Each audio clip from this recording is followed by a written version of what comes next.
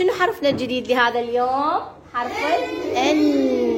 جناوي هذا شكل الN في أول الكلمة حتى نصادقه ويا حروف المد. إيش نختار؟ نختار الآ اللي بدون إيد لو اللي بإيد؟ زين.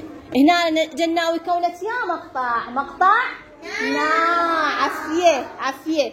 زين، حتى نكون مقطع ويا حرف الو، نصادقه ويا حرف الو. شو اختار؟ هذا لو هذا؟ ممتاز، اللي عنده ايد. يلا، وش تكون هسه يا مقطع؟ نو. عافية. اي قولوا ماما. نو. زين، حتى يصادق حرف الياء شو يختار الشكل؟ عافية. شو يكون يا مقطع؟ ني. عافية.